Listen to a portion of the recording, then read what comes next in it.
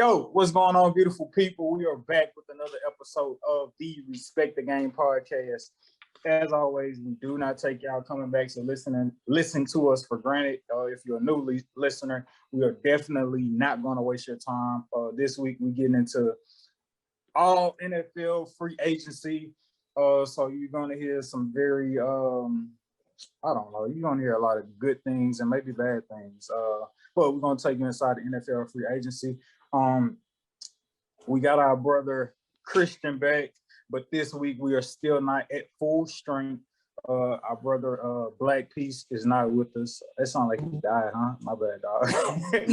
But he's not on the episode this week.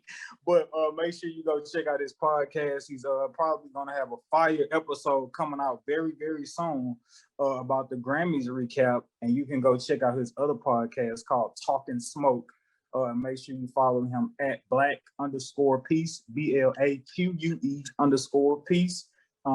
But aside from him, it's not about him because he's not here today.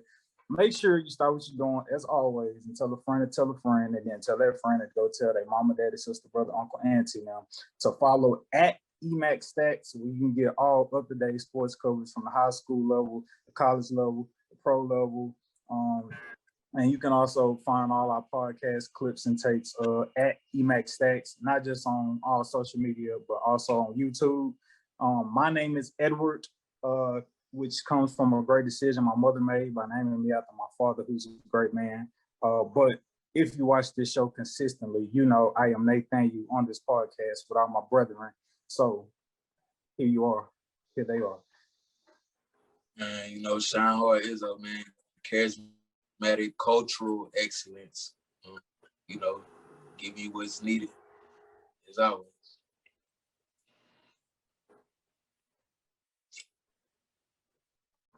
All right, we can do that.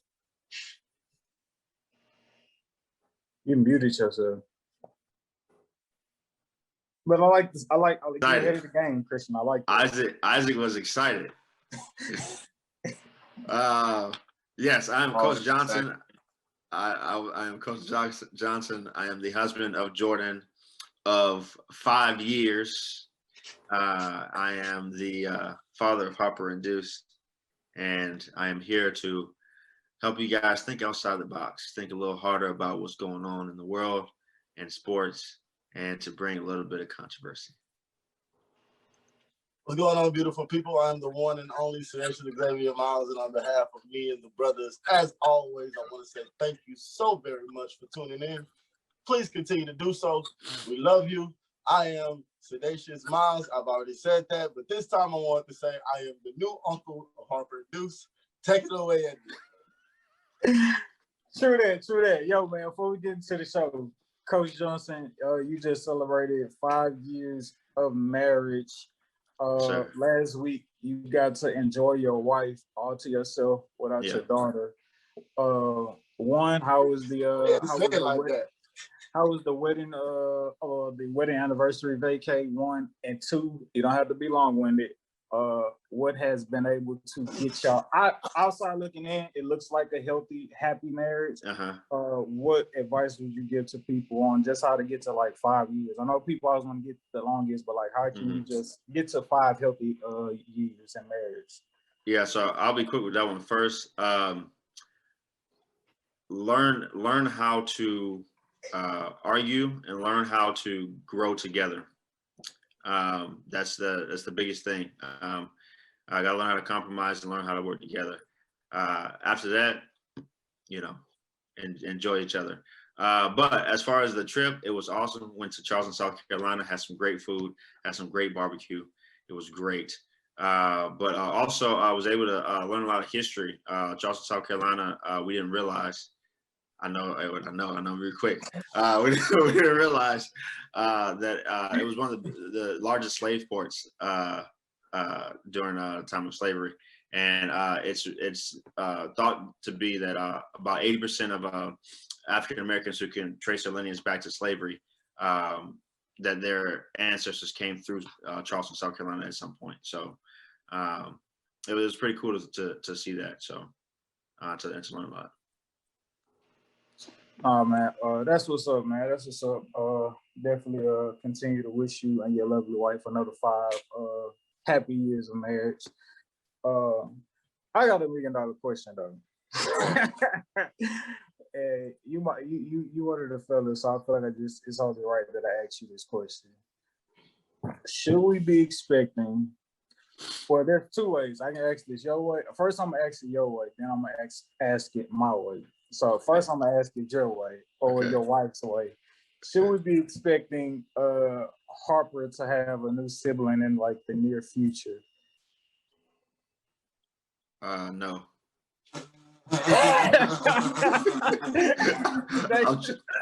Oh shit! I'm trying to figure out what you're asking. I'm trying to figure out what you're asking. All right. So secondly, so that was, I guess, the political correct way to ask. My way of asking is, did you shoot up the club? Did I shoot up the club? Did you juice her? I think shoot up the club is a bit of a better vernacular that word. We utilized our time wisely. We made the All most of every moment. All right, man. Look, We made the most of every moment and every gift that we got from my wife's private shower. So how about that? So is it safe to say that in 9 months? No, because my wife's on birth control.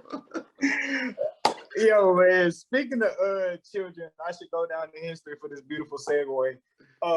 Speaking of children, it went viral this past week with Kirk Franklin and his son. I thought it was funny. 2, I hate the fact that Kirk Franklin actually apologized for the matter. Like, I just like, why, bro? You shouldn't have to apologize. And I don't know if that comes with his stature and him being a role model, him being portrayed as this gospel person, or you shouldn't curse because you're Christian or whatever the case may be.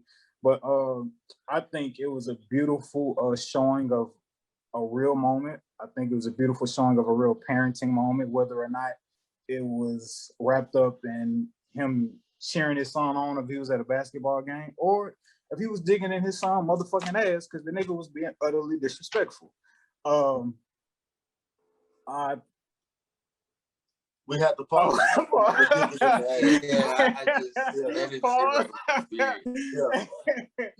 Normally I guess you had it. I know where you're coming from. I appreciate how real that moment was. I don't think Kirk Franklin should have apologized.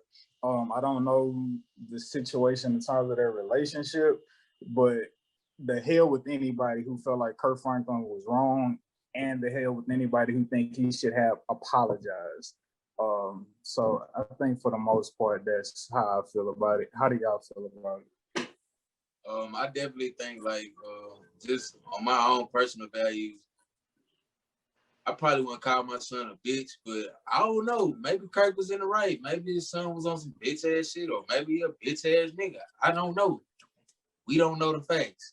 But for Kirk Franklin to go off that end, it definitely sounds like I won't say a deep end. It definitely sounds like an end that they visit quite frequently. That doesn't sound like that was like their first or last encounter with him using the bitch word or calling his son poor. I probably don't agree with that either. Because maybe his son is, I don't know. I don't know his son's financial situation, so I don't want to say it's wrong to call him poor, but I have probably called my son poor. It's kind of low, but damn, I don't know the dynamics of their relationship, man. So I think his son was on some bitch ass shit though for posting an argument. That shit was lame as fuck. Like, you try to paint your dad in a bad light. Yeah, you is a bitch for that. That's some bitch ass shit. You could have just kept that under wraps. Christian, really, my dad called me a bitch. I screwed up. Oh God, what are you talking about, bitch? Yeah, come on, show me, real quick. Christian, you want to weigh in? Me and my dad, we good though. Shout out to my dad. Yeah. I really don't see how this became a viral thing. Especially, I mean, I don't necessarily know how white families and how white fathers talk to their children. About to call me. But What's going on? But I mean, I don't know about y'all, but I've had some conversations with my dad that went sideways. I've said something that he didn't like, and you know, I've had a talking to that was very forceful, similar to what Bro, so your dad called you a bitch. He might have. I Man, hell no. But they know what to say it to, boy. My daddy know we'll rock and roll, right? He might have. But I can say this. I've pissed my dad off a couple of times. You know what I'm saying? And even when I was not now, I would never do it now. But probably like my early 20s, I've definitely said stuff that was disrespectful, and he had a reaction like that. Like I mean, that's a normal reaction. Me too, but he ain't say that. I mean, if you get here to think about that, I don't want to put my dad on blast because I don't think there's anything wrong with it. If I said something that earned that reaction, then I probably deserved it. And obviously he deserved it by trying to air it out. Okay. And also too, I don't know if y'all saw, his sister came back at him like, hey, you know, maybe he was on some bitch ass shit that warranted it. Maybe he just okay. So Edward, I don't know. I'm gonna disagree with you, bro, because I'm gonna disagree and say he should have apologized, but not for the reasons why people felt like he should apologize. I feel like he should apologize because when you in that light, bro, it's the same reason why last week I let Isaac call me ignorant because I wasn't aware of the man's statement of apology. It's like, I'm going to cancel up until I hear that man apologize. Because once you apologize, I have to take from that you're at least a little bit remorseful. So in this same situation, bro, if Kirk Franklin were to make himself God, when he's trying to preach to us through all his albums that nobody's God, lean on God, and trust God, you can't be, as soon as your son piss you off, show your weakness. Because you got all these people who are looking at you. So I feel like that was an intimate conversation that was never supposed to be. But it wasn't intimate for his son, apparently. Because his son was on some bitch ass shit. Right. So now your son, his son was just a tool to reveal how Kirk Franklin will really be behind closed doors. No. Go ahead, Edward. Oh, no, I'm not finished with my take. So when he apologizes, he's apologizing because he know I said some words. And there are people who follow me where those words would be like, you know, saying, Kirk Franklin, like, I ain't feeling you telling me to keep hope alive and look to the sky. And then as soon as your son makes you mad, it's like you get weak. It's some people that he follow that's that weak-minded that'll hold that against him. And since we do live in cancel culture, and you know when we live in cancel culture, he had to make that apology, bro. Are you done? All right. So first and foremost, I don't think it's fair to call Kirk Franklin weak in that situation because he clearly stated in his apology his son didn't even air the part or start recording the part where Kirk tried to go through drastic measures to bring on the family counselor to help them. Some people need their help. Context is everything. That's why it matters. But they got what they wanted to get. You got a soundbite. You got a 40-second. This is what I'm saying. You didn't get the holistic conversation. Don't do something to where you can be put on that. Right. That yeah. spotlight. Just live perfect. Just live perfect, and then you won't have to. Bro, yeah, that just makes a lot of sense. You got caught. How you know you're in a toxic relationship with a son and don't know that he's finna do some fly shit? What are we even talking about? That's what I'm saying.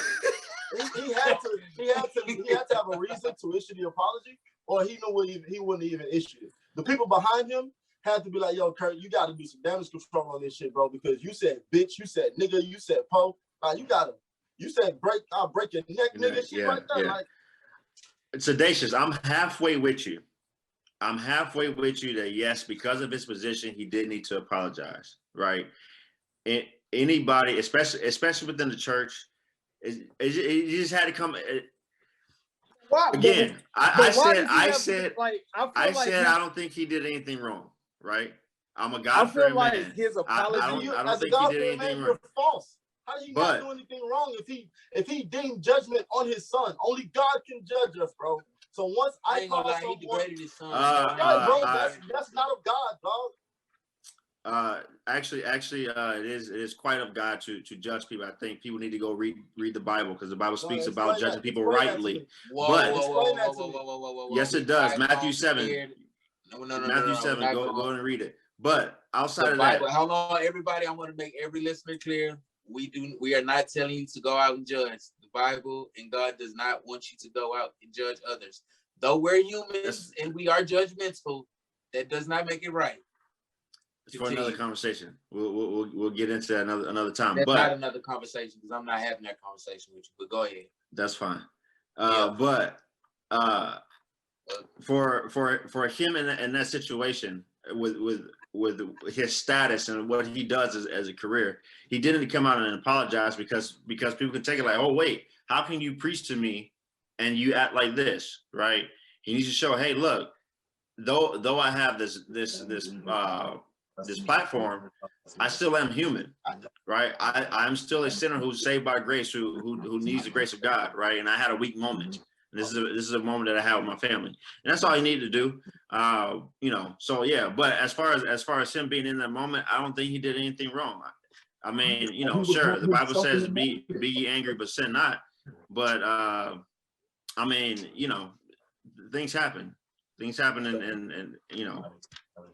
that's how he reacted in the moment. So I just don't want you to. So for me personally, right? Like I was saying to begin with, he put out an actual statement. That's how you feel. That's okay. We'll learn the mute button. That's okay.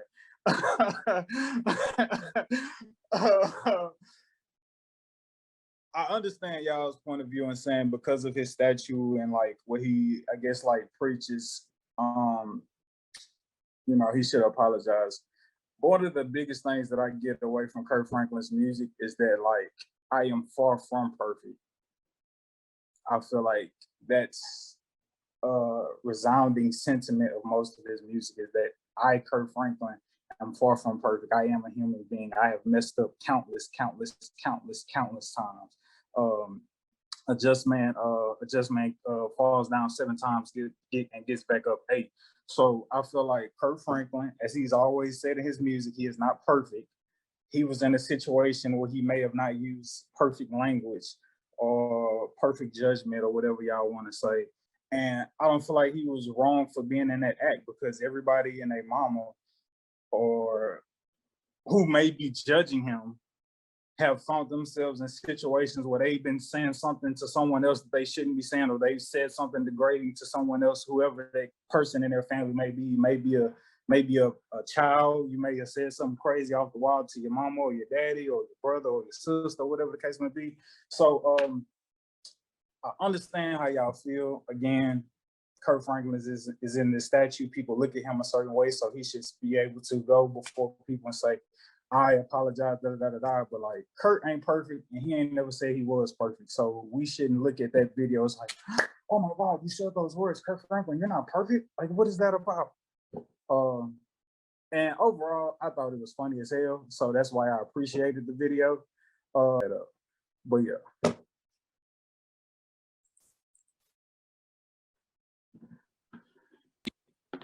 So you're saying you still don't agree that he should have apologized?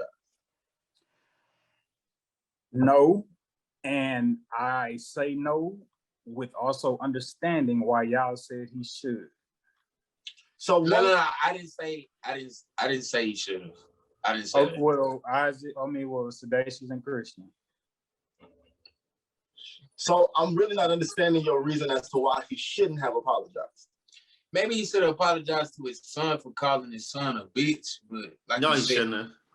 That's what I'm saying. If his son was doing some bitch ass shit, maybe, I don't know the dynamics of their relationship, but I just know me and my dad know me, right? And he just knows, like, bro, you not finna do that. You finna call me no bitch. Edward, what's the reason as to why he should not son apologize? Might be a bitch, because I'm finna take it though. The reason Kirk Franklin should not have apologized? Mm-hmm. I don't feel like Kirk Franklin owed anybody an apology. Personally. And the reason being? It's because that's between Kirk Franklin and his son, and Kirk Franklin has never portrayed to be perfect in any way for anybody to feel some type of way about why are you saying these things. I don't feel that's why I don't believe Kirk Franklin should have apologized. Okay, so when it went viral, everybody heard it. So now I take my hard-earned money and I pay this man who's giving me encouragement, and this man is telling me every album that I know things get hard, and I know we're not all perfect, but we should all strive to live Christ-like as much as possible. Right? So I'm giving this man money for him to tell me I should be Christ-like as much as possible, no matter what's going on through your life. Like, bro, we all know that. No, Isaac, no. No, Isaac, stop. Isaac, stop. Keep going, Sedacious. I'll pay him his money, and then I see on my Twitter that the nigga's no better than me. And I've been paying him money for years. Revolution. You know what I'm saying? Like, help me believe. Like, I've been paying him money for years. He's been telling me for years, like, no matter what happens, keep your head to the sky. Depend on the Lord. Like, how you gonna now tell me, since I called him, I see, bro, you called your son a nigga. I don't even call my son a nigga. You said you'll break your son's neck and all that shit. I don't even do that shit to my son. So you finna tell me I'm finna watch the nigga that I give money to, now I feel like, okay, you don't agree with his parents and he's stuff. lying. So why would he not feel like he owes me an apology? And I'm you know what I'm saying, I'm looking up to him. He's one of the, it's your fault for looking up to him like that.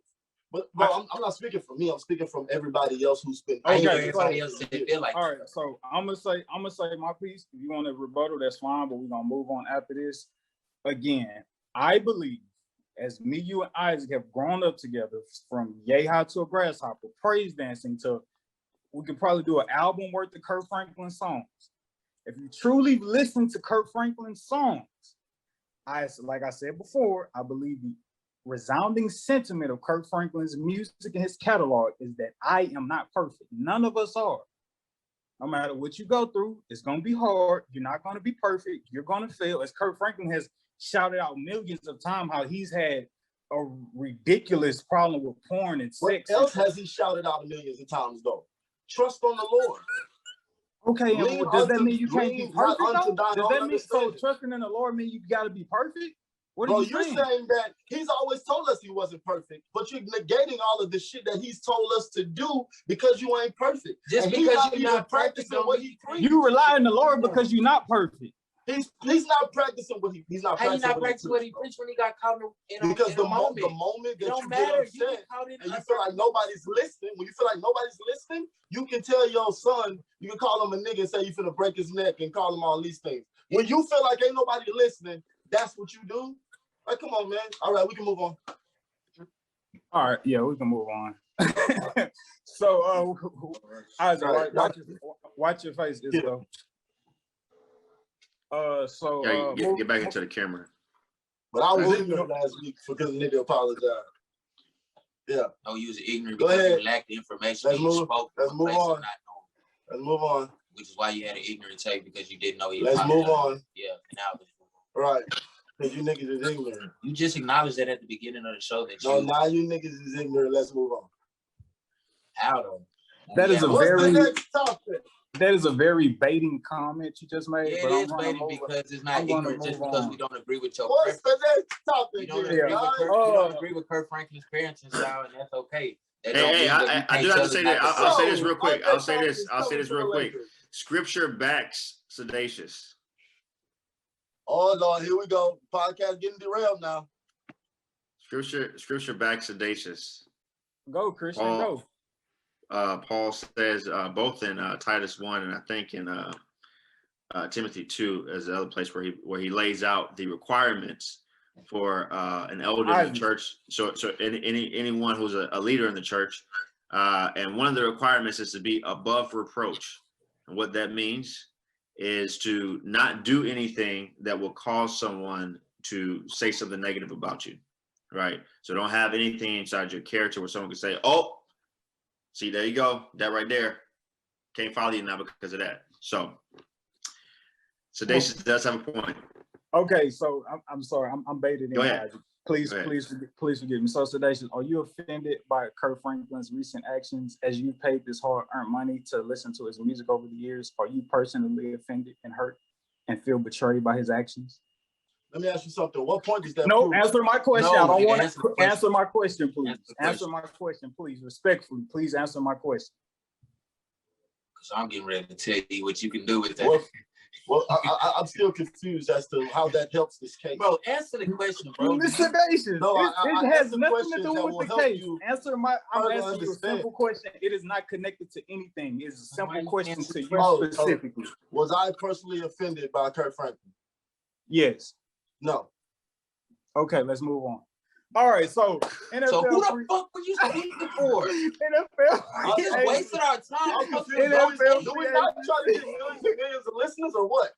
Are we just talking about? Yeah, we want them to get into our take. You wasn't supposed to speak for the masses. You don't know Bro, how. I always speak for the masses. What are you This talking nigga about? just read Why? the scripture. Hey. He just read the scripture that would agree with me, and y'all still want to argue. Hey.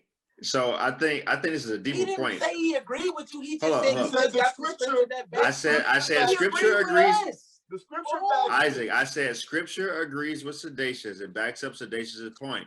Right. But you I agree think with me and Edward, right? somewhat I did. I agreed with both of y'all. I can hold two opposing ideas in my head at the same You can time. hold two truths, Christian? You can hold two truths? And I said I Fuck can up. hold two truths. I said I can hold two Man, check it out. opposing So, ideas. So which one is the truth? You Which know one is it. the truth? You Edward? know it. Which I one can is the hold truth? two It opposing can't be ideas two in my truths, head right? at the same If time. it can be two truths, which one is the truth? He shouldn't have, or he should have Edward, apologized. on everything I love. I've never wavered on any stance, and all of my arguments have been transferable down to any argument you want to bring up in the history. These niggas love to stand on both sides of the fence. You know what? Everybody go play back the podcast. Everyone go play back the podcast. Okay, Isaac. I know you missed me last week. I know you missed me last week. Hey man, look. Okay, hold on. The people will come back. The people will come back to listen to us so we can have this conversation next week. Let's get into NFL free agency. Well, Edward, because it's not on that topic, but I just want to say something. Got handled, shorty. Let's move on. No, I did. If you go back and play Isaac, Isaac. People, if you go back and listen to my take originally, I said that I thought that he should have apologized. I said I didn't think he did anything wrong, but I said he thought he should apologize. But there's a reason. All right, beautiful people. So we're moving on to NFL free agency right now. And so a lot of big moves have happened. Last week, Dak Prescott re-signed with the Cowboys, 4 years, $160 million. He has a no trade clause, and on top of that, he cannot be franchised. So that just wasn't on with us. Well, no, I lied. I was about to say he wasn't on. They had some technical difficulties, and we got into that conversation. But nonetheless, it's still top news for Cowboys fans. Not only that, Drew Brees just retired. We're gonna go through some of his NFL records as he's retired, and that has left the playing field open with the Saints between Taysom Hill and Jameis Winston. Talk about Cam getting some weapons in New England. We're gonna go through that. Y'all know Christian gonna talk about the Jags as we slowly but surely get closer and closer to the NFL draft. The Chiefs been making some moves with their offensive line. They didn't let a couple people go. For some reason, Christian always thinks the Texans are doing good things in the offseason. We're going to figure out why he believes that now. Looks like, I'm not sure what happened with Deshaun and where I don't know where he's going to go. The Jets, the Dolphins, who knows right now, but Ryan Fitzpatrick, he is now with the Washington football team. So it looks like, at least for now, pending a possible Deshaun Watson trade, that the Dolphins are committed to a tour. And so before we get into free agency, I'm gonna just open it up with some pay our respects to Drew Brees, and I would like to know Sedacious. Well, I'm gonna go Isaac. I'm gonna go Sean Hard. Drew Brees has here is some of his records he's retired with. Most 123 games with 300 passing yards, 97 games with 3+ passing touchdowns. And he has the most pass attempts, which is 60, and the most completions, which is 39 in a game without an interception. And that game was actually a playoff game. He has 12 straight seasons with 4,000 plus passing yards, 16 games with 400 plus passing yards. 12 straight seasons with 4,000 plus? Yes. Okay, wow. 16 games with 400 plus passing yards, 57 straight games with 20 plus completions. And that go. 7,142 completions, which is an all-time NFL, which he retired with that being the all-time leader with 7,142 completions, 80,358 passing yards, which is right now an all-time record as he has retired, and he's the fastest to reach 70,000 passing yards. He also has 5 seasons with 5,000 plus passing yards, and he has had 17 straight seasons with 20 plus passing touchdowns. Shine hard. I mean, it doesn't necessarily have to pertain to all those records, but what is your overall synopsis on Drew Brees' career, his legacy in the NFL? I believe Drew Brees will go down as a top 5 quarterback as it currently is stated today. I saw Ryan Clark's list of top 5 quarterbacks ever, and he quite literally had Patrick Mahomes at 5 and left Drew Brees out of there, which is something I don't agree with, which is why I said currently you have to put Drew Brees top 5 just due to him being arguably the statistical GOAT throughout the NFL, minus the championship category in regards to those statistics, but everything else, he's giving you a run for your money, in regards to yards, completion percentage, and, a couple of other, factors you hit on. But, I mean, surefire Hall of Fame, first ballot career. First ballot Hall of Fame career for sure.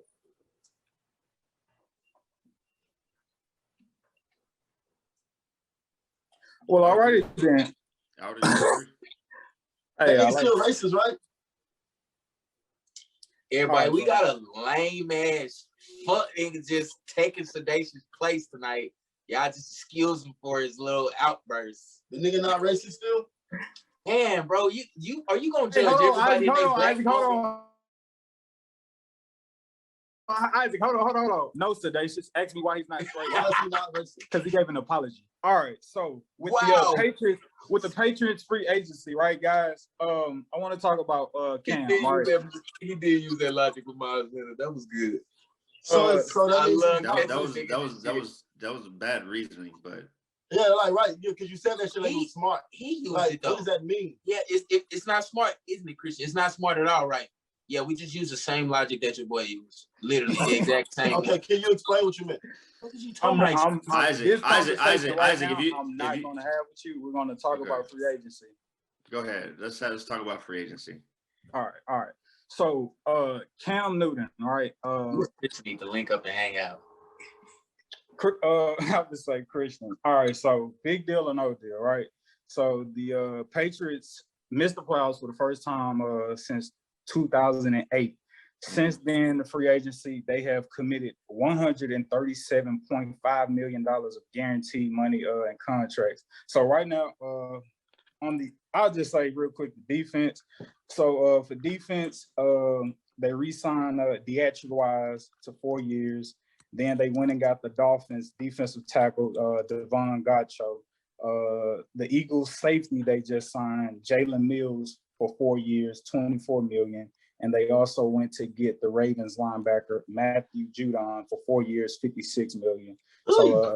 So far, that's their defensive free agency moves. Obviously, they switching over to offense. Obviously, they just Cam Newton re-signed for another year. And so talking about getting him weapons, because, some people feel like he didn't necessarily have a lot of pieces to work with in New England. So now with Cam Newton re-signing another year, the Patriots went to go get the Titans tight end, Jonnu Smith. He signed for 4 years, $50 million. Then they went to go get the Chargers tight end, Hunter Henry. He signed for 3 years, $25 million. Mm-hmm. Then they went to Las Vegas to get the Raiders, Nelson Aguilar. He signed 2 years, $26 million. And then they went to go get the 49ers wide receiver, Kendrick Bourne.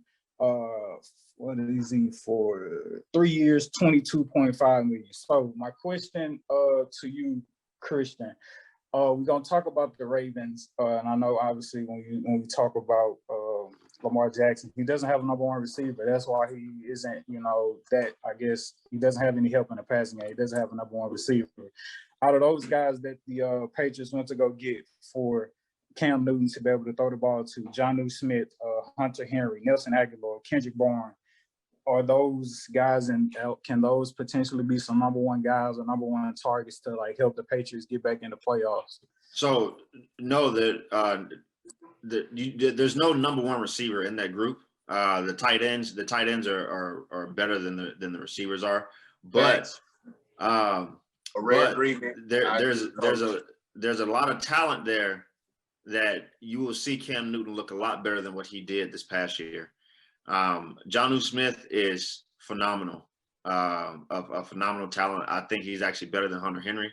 But if Hunter Henry can get a full season in, and they can go with that old 2010, 2012 Patriots 2 tight end deal, or very similar to the 2019 Baltimore Ravens type offense, man, this thing could be really nice. I really like the moves that they're making. I really like how the NFC East is shaping up right now. I like it. Yeah, y'all got anything to add on that? One thing, I said Sedacious was on some lame ass fuck shit, and I don't know if that hurt his feelings. I don't want to say it like on some lame shit or some sentimental shit, but I want to apologize to the public for that. You know what I'm saying? I don't want to, have him feeling some kind of way because I said those. Definitely. Yeah, so Buffalo's still gonna take that division in my mind. Or if not Buffalo, Miami. I just don't. I think the Patriots' time is done. That's it.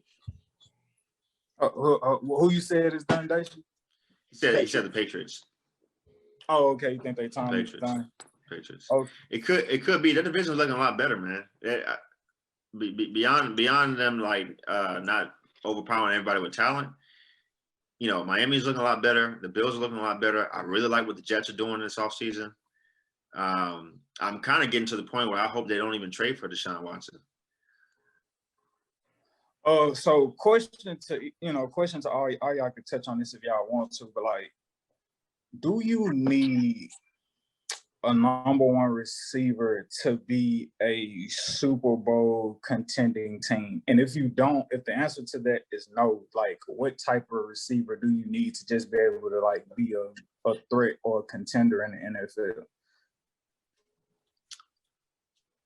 No, you don't need a number one receiver. I mean, the Bucs last year, yeah, sure, people can look at Mike Evans and say that he was the number one receiver, but in reality, they had 3 really good receivers. Yeah, 3 number ones on one team. To be honest with you, you had 3 number ones on one team. But any team, the NFL is getting to the point nowadays where any team that has 3 really good receivers, right? So even, if you don't even have all number ones, but they're all really good, so they're all number 2s, well, that number 3 guy is going to end up getting against a defender that's not that good.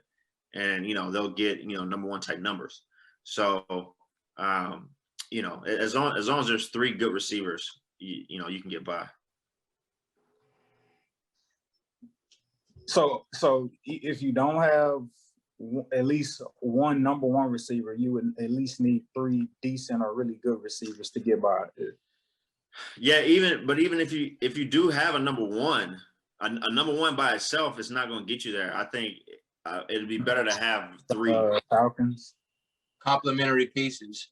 Yeah. Complimentary football. You heard it Yeah, here but first, even ladies and even if you think about Muhammad Sanu had his best year, and Taylor Gabriel had his best year. So they and Austin Hooper was a rookie that year, was balling out. So they had a lot of pieces in that offense. But the question you're asking doesn't pertain to defense, does it? Because I feel like if they have, I guess to piggyback off Christian, if they have one number one receiver and two good consistent guys with a stout defense, I don't think you beat that team. Well, I think they get to the Super Bowl. You can beat them, but I think they win the Super Bowl. A stout defense and at least one number one receiver and two more consistent guys. That's a team right there. Yeah, I mean that was the difference in this past Super Bowl. The Chiefs have arguably the best receiver in the league, in Tyreek Hill, and number 2, number 3 didn't show up. Didn't get off the bus that game. When do you start to judge a receiver and say he's losing it or he's like lost the step? Like when, you know what I'm saying? Because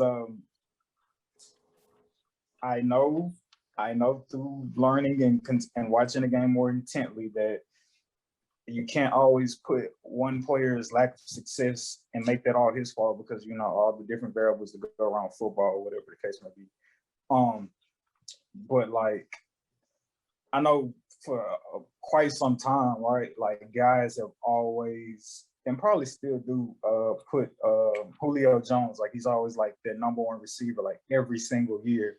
That's what Sedacious like people always put Julio Jones like up there, like he's one of the number one receivers. And I know me personally, right? I didn't really watch that many Falcons games. Personally, so personally, what? When I was a Texans fan, and Deshaun Watson and DeAndre Hopkins was lighting it up, and what's his name? 100 targets and no drops. DeAndre Hopkins was 100 plus targets. And in my mind, I'm like, okay, like this guy has the stats to show, like, yo, he's not dropping balls, right? So like, why are people may put him in and say that maybe that season he was a top 5 receiver. But like I'm like, how is he not number one? And then be like, oh, Julio Jones is still that guy. And I'm like, bro, he not putting up the type of numbers that DeAndre Hopkins are. But again, I understand different variables, different circumstances. Julio Jones, he's the number one guy on that team, so he get double team, triple team. So like there's those types of arguments. But and not specifically about Julio Jones, but just how do you evaluate when a top receiver is no longer like that top tier, or his skill level is like waning? Like, how do you evaluate that properly? Gotcha. Like that. Yeah. Well, I'll answer that, but to clear something up for you, Edward, let me ask you a question. Who's a better basketball player, LeBron James or Steph Curry? LeBron. Okay. Because he could do more, is what you about to say? Exactly. Wow. So, I mean, it's very simple. All right. So, but as far as, hey, how do we know the receiver is, not the top guy anymore? Well, for someone like Julio Jones, right, he has size, speed, he's able to separate, and he can catch contested passes. He can beat you deep. He can take a slant 80 yards. So he has everything in one package, right? As soon as we start to see that, hey, wait a second, he's not separating from defenders like he used to, or he's not coming down with contested balls like he used to, or he's not getting behind the defense like he used to, that's when we'll start to say, hey, maybe he's not number one anymore, right? So some like similar to Dez Bryant. Dez Bryant had like 2-3 years where he was unstoppable, but he was just a contested catch guy.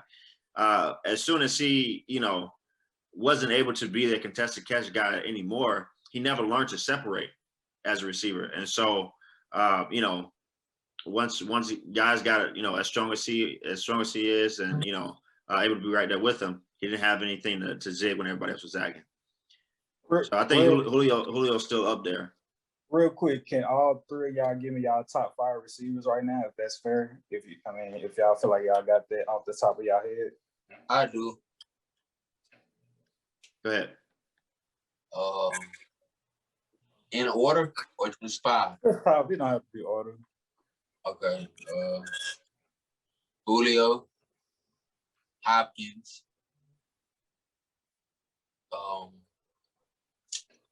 Devontae Adams. Oh man, golly, I see what y'all doing. My list gonna be a little different. I gotta put Hill in there, and then golly, Odell was hurt. I love O, but I can't put him 5 because he ain't gave me the numbers a couple years. But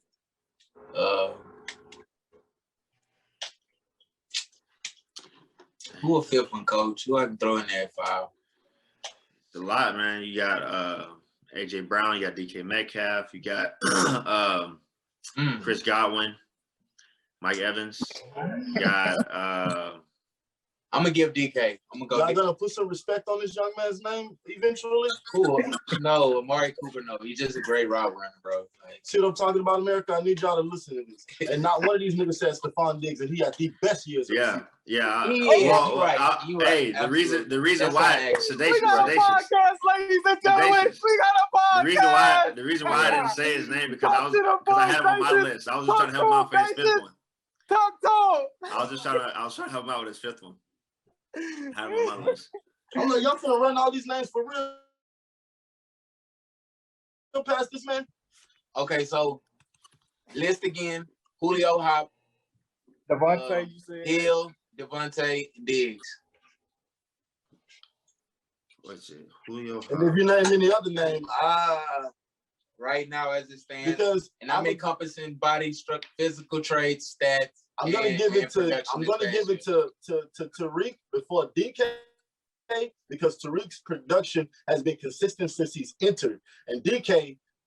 I feel like last year, once they got like a hold on what that nigga really do, he started kind of become a Dez, low key. What in your analysis, basically, what does DK specifically do? Like, what is his? He still had a great year. The nigga is fast, strong, and contested catches. He just, him and Russell Wilson wasn't clicking like that. Bryant has never been fast. No. Once they figure you out, you slow down. How did they figure him out though? How they figure who out? Des Bryant? No. That's just Nation. I said DK. Yeah, DK Metcalf is fast, but they keep up with him. As long as they keep up with him and play defense on. Up with DK Metcalf. Not from what I see. Bro, when they play the zones, they play the zone to DK. They don't play it to Tyler Lockett. That's zone though, right? Okay, so when the defensive coordinators get the shit figured out, bro, you're done. Hey man, you know what? I just looked at the list of receivers, man. Okay, this is my top 5. This is my top 5, right? Number 1, I'm gonna put Tyreek Hill. Number 2, I'm gonna put Julio. Number 3, I'm gonna put Devontae Adams. Number 4, actually no. Number 3, I'm gonna put Stephon Diggs. Number 4, I'm gonna put Devontae. Gosh, dog, I hate doing that. Start over to Christian when you get your 5th one. Okay, number 5. Justin Jefferson.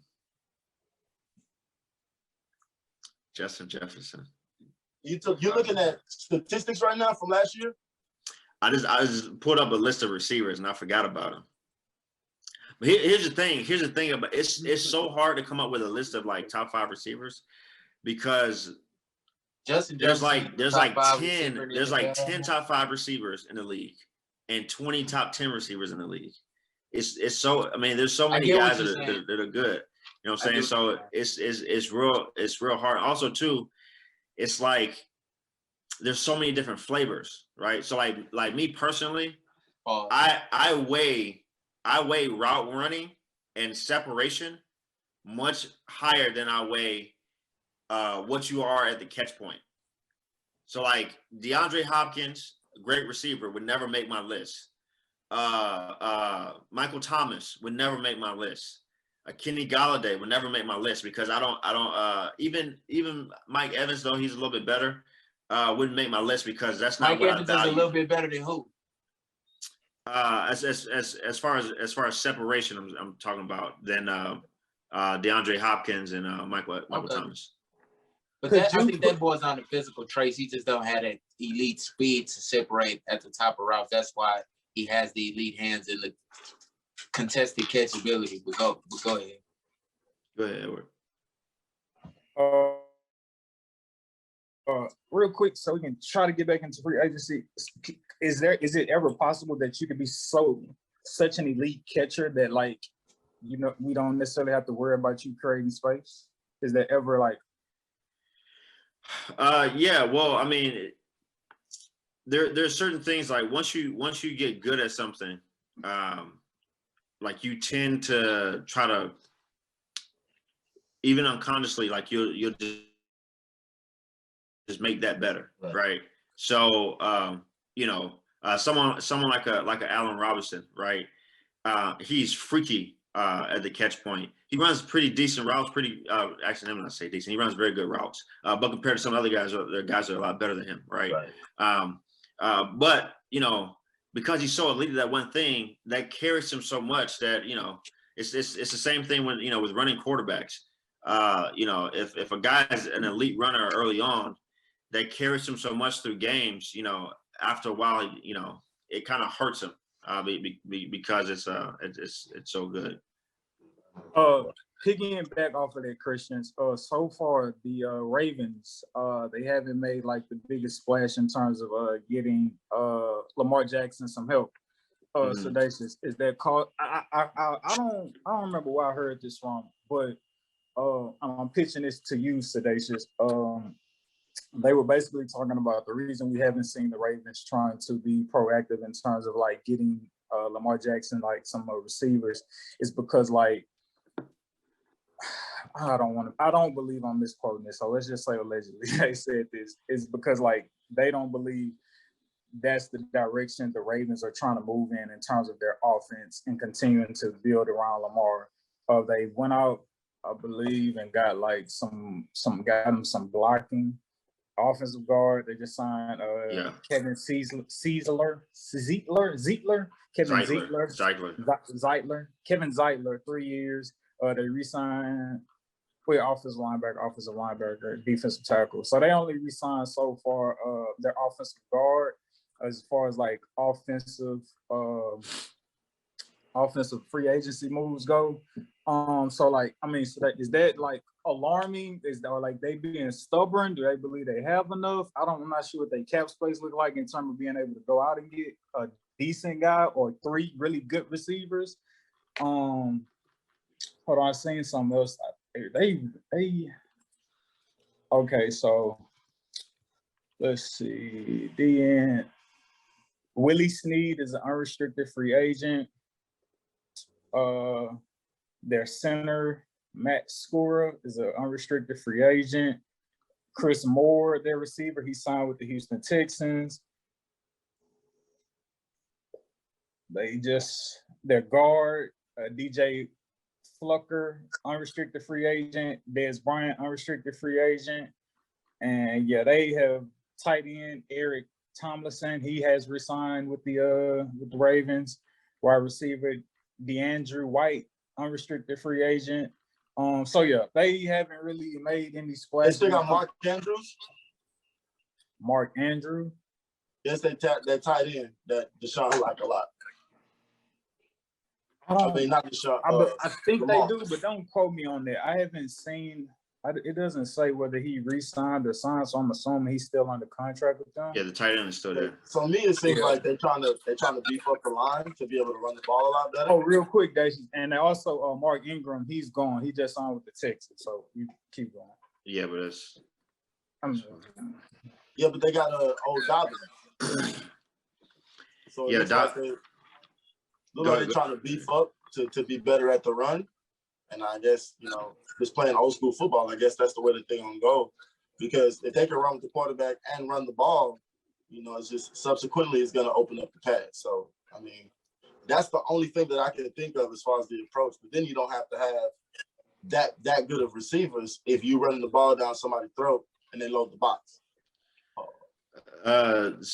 Somewhat.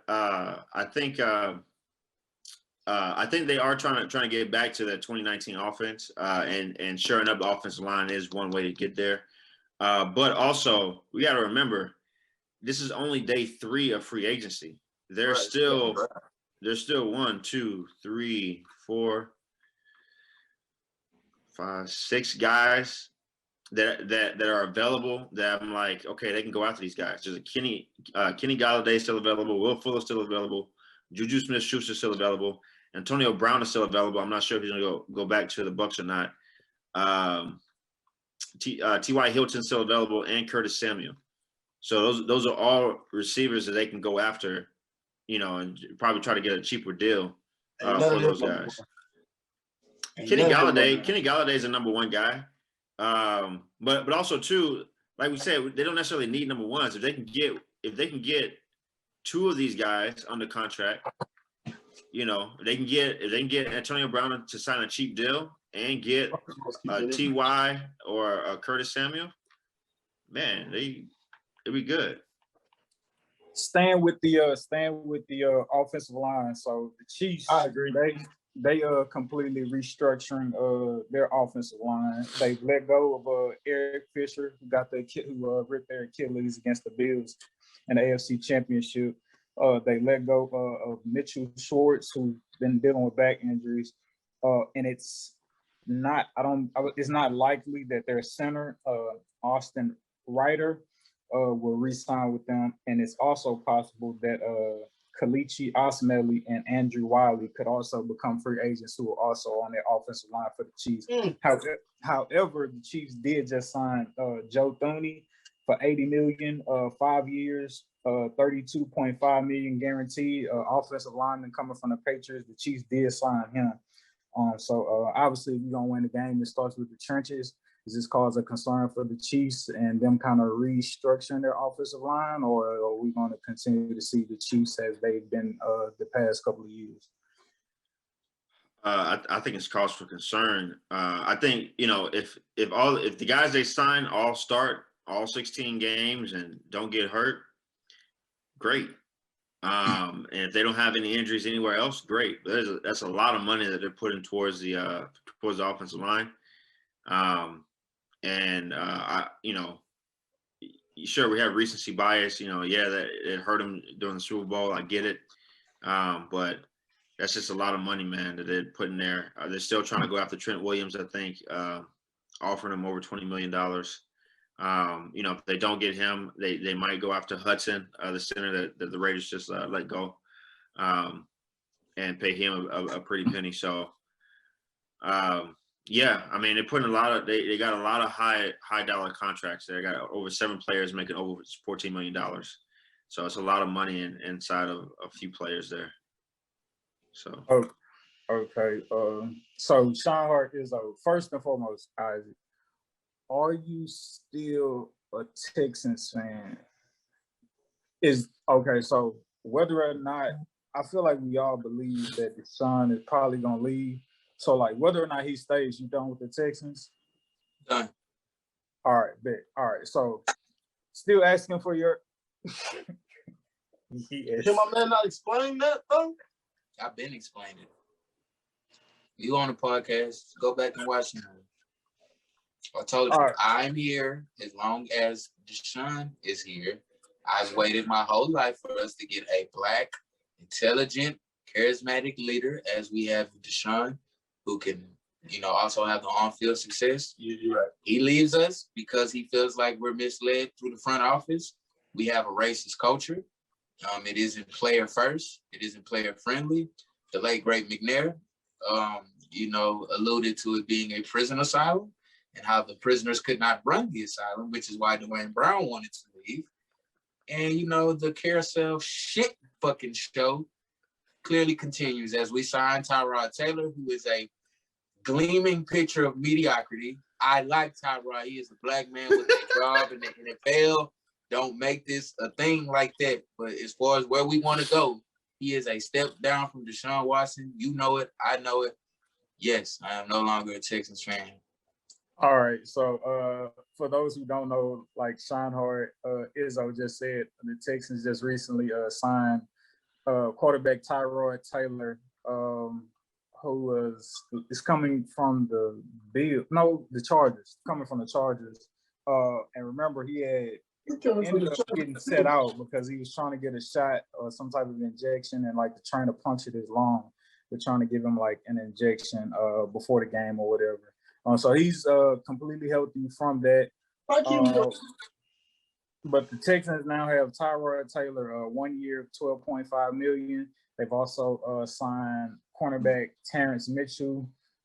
They've re-signed cornerback Vernon Hargreaves. They signed the Raiders defensive tackle Malik Collins. They signed the Bills wide receiver Andre Roberts, and they signed the Packers linebacker Christian Kirksey. They've signed the Dolphins linebacker Camus Kruger Hill. They've, like I said earlier, they just signed Mark Ingram to a 1-year deal. They've also added the Patriots offensive tackle, so the Patriots losing some of their guys on the offensive line. The Texans also assigned Patriots offensive tackle Marcus Cannon, and they also received the Dolphins offensive linebacker Shaq Lawson in exchange for inside linebacker Benardrick McKinney. So I know you done or you only there as long as the Texans are there, Sean Hard. Our defense has always been atrocious, mostly the secondary, I believe, in my own opinion. But as you see, for the offensive acquisitions, they got Tyrod Taylor, they got Andre Roberts, they got Mark Ingram, and they got Marcus Cannon. Done. Fuck. Them ain't nobody. They are not going to impact winning on a significant level. So, people, I am about to pitch this question to Coach Johnson, but for whatever random reason last year, we know how last year went when we was talking about the season. For whatever reason, Coach Johnson thought spectacular things were going to happen. I'm proud of us because I can't remember the last time we talked about Bill O'Brien on this podcast, so that shows growth, that shows maturity. But for whatever reason, those off-season moves by what's the dude name? We didn't talk about him in so long. B.O.B. Yeah. Hold on a second. What's his name again? Bill O'Brien. Bill O'Brien, bro. We ain't talked about him. I'm dead ass. I really couldn't think of his name. The offseason moves that Bill O'Brien did last year, for whatever reason, Christian was so hyped about him. Bill O'Brien. Them bringing in different types of receivers and so forth, and trying to shake things up. Now, obviously, Bill O'Brien isn't there. They're under new leadership, new head coach. Coach Johnson, you was listening to Pro Football Focus. You said they was hyping up the Texans or giving them some, really probably just selling a pipe dream. We just don't call it a book. For whatever reason, Coach Johnson, why do you like what the Texans are doing this offseason yet again? Real quick, since we invoked the great Bill O'Brien and the move to last season, and I actually haven't had a chance to say this on the podcast, but when we look back at it, it worked. Deshaun Watson had his best year as a quarterback last year. Did he not? He did. Now, the rest of the team sucked. He had an MVP season as a passer, and they only won 4 games. But before you continue, let it be known that you did not foresee that or believe in that at the beginning of last year.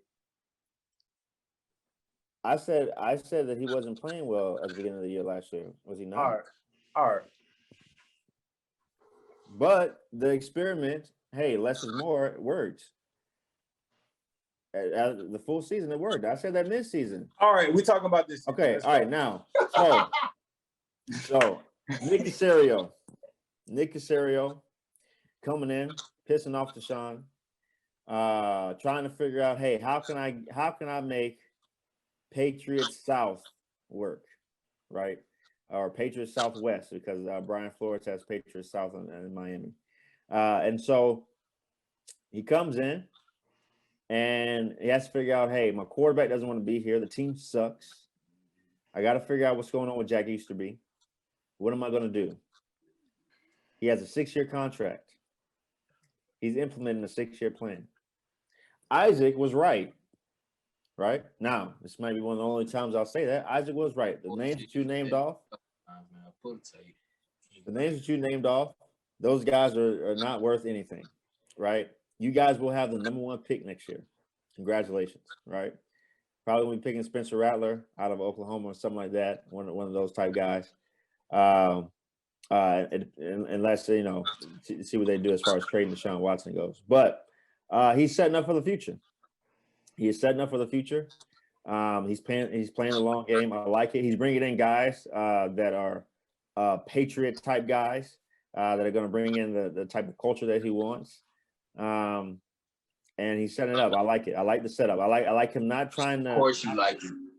I like him not trying to, go 8-8, and be middling there. He's like, hey, look, we got to blow it up, and then we're gonna build it back better. So. Alrighty, then that's enough on the Texans, ladies and gentlemen. Yeah, whatever. I'm done with them. Oh, Tim Kelly. I'm Team Deshaun. So Sedacious. As me and Isaac we are on the verge of being done with the Texans. We're just waiting on Deshaun to get traded. You were on the verge of being done with Dak Prescott. Had Jerry Jones not did right by him and paid him his money. Again, Dak Prescott 4-year contract, $160 million, 123 guaranteed. Dak Prescott got his money. As a Texan fan, as a Cowboys fan, and again, also there's no trade clause in his contract, and he cannot be franchise tagged as well. That is also in his contract. Sedacious, what is the future of the Dallas Cowboys now that Jerry Jones has committed to Dak Prescott? Honestly, of defense, I rewind the tape, people go all the way back when I said if Dak had a defense, we'd be all right. And he still ain't had no defense. And they don't look like they're going to give him no defense going into next year because you just paid him a whop. So paying him a whop suggests to me that we're probably not going to get too many big wigs on defense. You know what I'm saying? Hopefully we draft good and Trevon comes into his own, along with Jordan Lewis and the rest of those guys on defense. Your boy DeMarcus Lawrence, I ain't gonna lie, man, he ain't been doing it for me. You know what I'm saying? He like on some JJ Watt shit to me. Like I'm like, bro, just Hey, bro. He is not on no kind of JJ Watt shit. That nigga on the downward slope. He is not on no. Okay, JJ Watt was on the downward slope from 3-time back-to-back defensive player of the year. DeMarcus Lawrence ain't never sniffed that shit. Let him get delusional ass Cowboys. Anyway, so yes, point proven. Exactly. All these niggas be defensive ends for a good little while. Don't win no Super Bowl, and then that's it. You just try to put him on JJ Watt level, and I just had to put you in. No, bro, I didn't try to put him on JJ Watt level. You tried to. No, you didn't let me finish. And if you would let me finish, you would have understood my reference. But instead, you decided to take it for what you took it for and rebutted on it. That's what you did. But what I'm saying was both them niggas is on a downward slope, bro. Like, that's all I was saying. I said, Isaac, let him go. Hey, bro. I don't agree. I don't disagree with that. What I do agree with is that both them niggas ain't how they used to be. And I've been seeing this from DeMarcus Lawrence like 3 years back when they paid him the $90 million extension. So I'm like, man, I don't know what y'all did that for. The nigga can't keep his hands off his hips.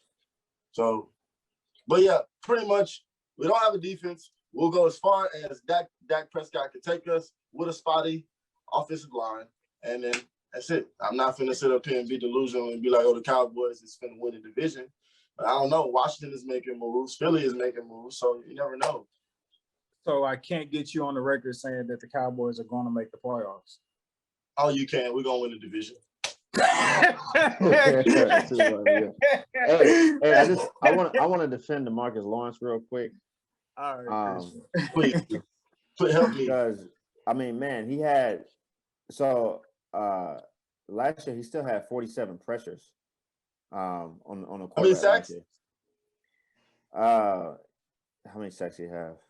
Yeah, 7 sacks last year. Not even touched 10. Goddamn. But look though, pressures is like more likely. No, pressures is more reliable and sometimes is more effective than sacks are. But I'm just looking at PFF right now. So yeah, 2017, he had a 92 pass rush grade, 2018, 84, 2019, 78, and then last year he had an 85 pass rush grade. So what, bro? He's going back up. That nigga went from 90, and then To 8, bruh, 85? 60 is good. you know Or what? 60 is average in there. It could be the rest of the D line, right? You're right, because we have Tyrone for I don't know how long. I'm sorry, y'all know him. Tyrone Miller. We didn't have that nigga for so long, and the left tackle Tyron Smith. And then they drafted this Connor Williams nigga like he was just finna be the savior, and that nigga got pushed around at left tackle. So I'm like, man, I don't know, dog. We don't have the Zach Martins and Travis Frederick and Lionel Collins and Tyron Smith. We don't have that line that we used to have where Ezekiel Elliott could do whatever the fuck he want. And whenever you take the line away from Ezekiel Elliott, it's like, oh, this is really what you do when you don't have an O-line? Oh, okay. Well, shit, we might be really doomed without Dak. Oh, Dak goes down? Oh, yeah, that's it. Call the season. Yeah, y'all shouldn't have paid Zeke, but you know.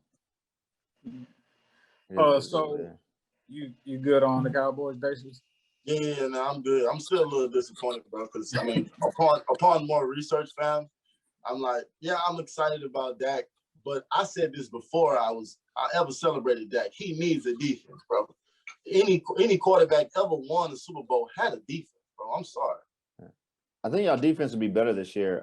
You're changing up the scheme. You got Dan Quinn coming in there with the Seattle scheme. It's much more simpler. It's much more simple. And we thought that with Rashard. Was it Chris Rashard? Same shit. Yeah, y'all defense was better. I know. We had Byron Jones. Hey, Coach Johnson, what means more to you? What means more to you specifically? Mm-hmm. What you see with your eyes or what numbers tell you?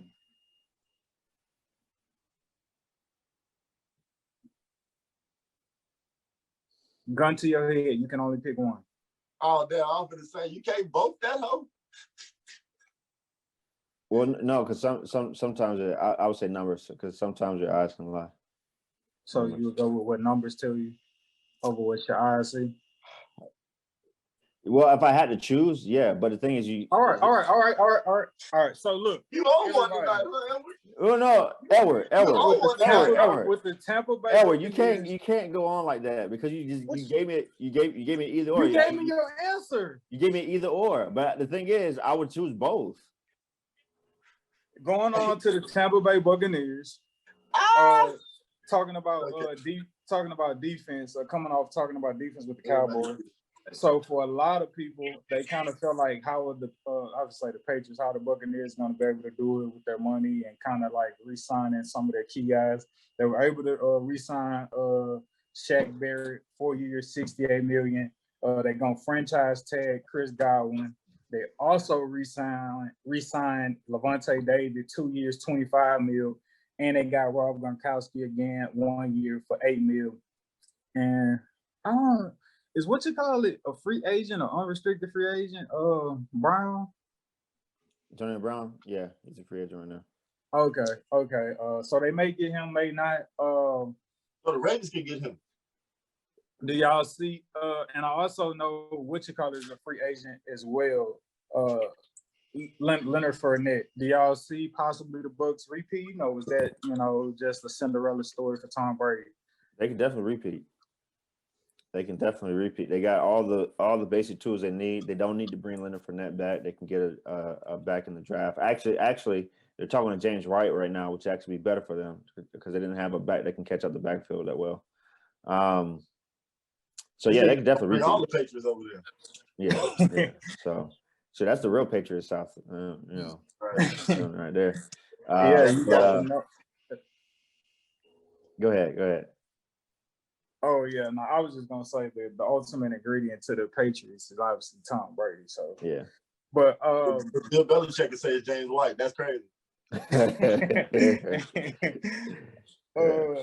Who do y'all think, real quick, Christian? We're gonna let you close it out with the Jaguars, but real quick, who do y'all possibly see winning that starting job now that Drew Brees has retired out of Taysom Hill and Jameis Winston?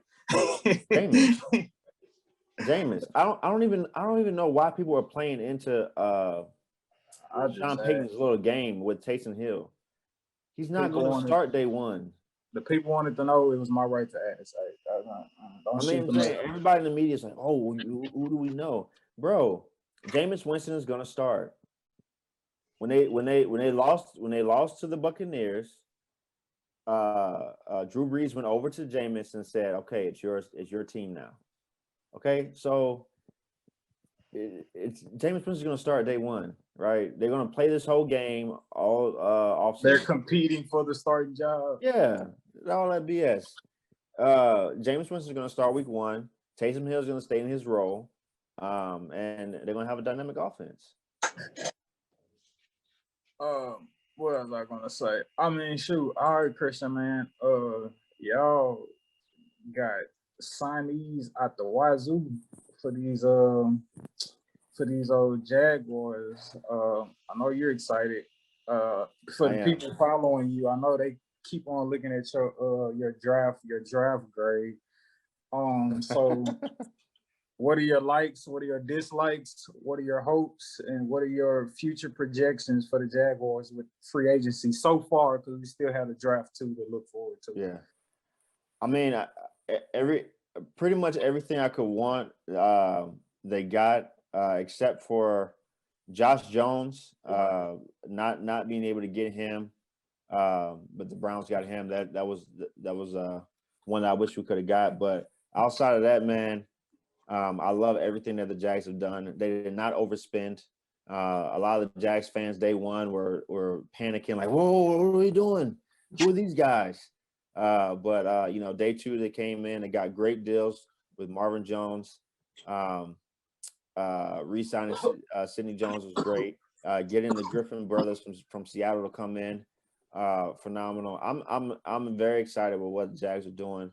We're going to be able to put out a much better product on the field this year. Very excited. Seahawks haven't been making any moves. Cause of concern for Russell. I think he's done. Yeah, I think he's coming out. I think he's gonna be out the door, man. I really think they're about to trade him out the door. They do not fuck with him in Seattle. I think they're about to trade him. For the Packers fans out there, Aaron Jones has re-signed 4 years, $48 million. Okay. He signed that before like the tampering kind of like opened up. So Packers getting Aaron Jones back. Yeah, man. I feel bad for Packers fans. Right. I mean, you spend a second round pick on a running back, and then you get another running back. You running back that you drafted him to replace. You re-sign him to big money, and you don't get a receiver. I was going to ask you, Sedacious, are you going to miss Andy Dalton, who's left the Cowboys, is now signed a 1-year deal with the Chicago Bears? No, not at all. They really should have left this Garrett nigga. I forget, he played one game and was slicing and dicing. It's like, oh, Andy's Dalton back. Let's just put him in there. I'm like, nah, this Garrett nigga was getting it. I forgot his name, bro, but we had started that one nigga. I forgot his name. He had the weird ass last name. But after that, the quarterback after that, god damn, I can't believe things escaped me. But anyway, fuck Andy Dalton.